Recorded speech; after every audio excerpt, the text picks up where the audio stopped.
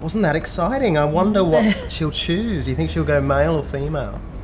My name's Jack Holden. I was co-writer of Jupiter's Glare. And I'm Rebecca Gower, and I was the director and co-writer of the film.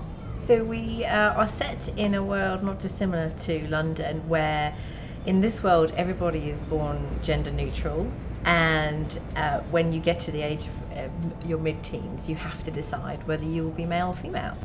This was quite a big scale production in terms of our past. We had a cast of about a dozen, and we had quite a big crew, and we were based in our hospital.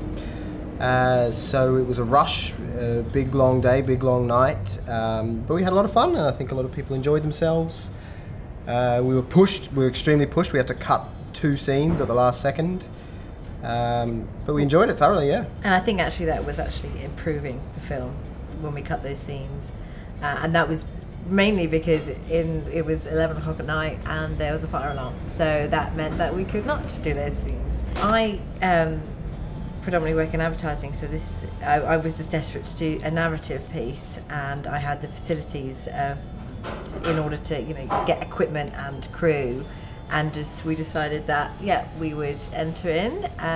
Had a vague idea of we'd do it in a hospital and there would be kids and there might be some sort of bald caps if needed, and then once we got the stuff in the morning, that then determined what we would really hone in on the day.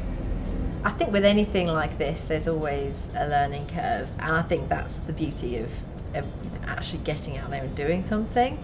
There's definitely things I would improve, absolutely, but one thing I was really keen on was getting the sense of the difficulty of the decision, and I think the animation in particular really gives you a sense of what the world is about, and it's an interesting question.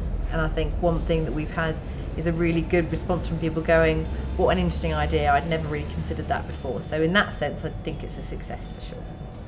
Making a film in 48 hours is extremely challenging and requires a kind of pace and energy level that most people don't pull from within themselves, and we require that from everyone who's on our cast and crew. And I think if I can flatter myself, we made some smart choices in terms of, I'm aware a lot of other crews, their crew and their post crew were the same people, so they're doing 48 hours with almost no sleep. We had our crew and we had our post crew editors waiting to receive the footage, so they were fresh, ready to do a full 24-hour shift, which I think put us in good stead. I think we also did a huge amount of preparation in terms of where we wanted to be, the actors we wanted there, the idea of the scenes we wanted to shoot, and put in place our art director and gave her some ideas. So I think that put us in the best possible stead, so that when we were rushing, we had kind of everything to hand. So I was quite happy in how that worked out, but like everything, it's a mad rush. You certainly don't want to go in there with a really concrete preconceived idea of what you want to do, and then shoehorn some things in there which really aren't relevant. And I think that's actually one thing that we're quite proud of, is saying, right, what from, especially the prop, what is it that we can take from this and use to really drive the narrative? We didn't want to be in a situation where we made something for the 48-hour film and then had to, if we were going to show it to somebody else, had to then sort of preconceivably say, oh, by the way, we were given the prop and the title and the dialogue, and that's why those are in there. I wanted it to stand alone as its own thing, and for people to understand the narrative with those components in it, hopefully seamlessly. I think the main thing I would say to people watching this film is, considering the main question, if you were born without any body parts of sexuality, would you be able to make the decision of being male or female? And I think that's a really interesting question, that if you could ask yourself that, would you be able to make that choice?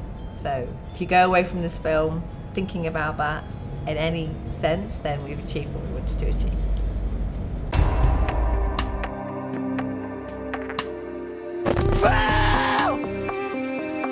We film everything. Keep swarming down here! Get the friendlies out!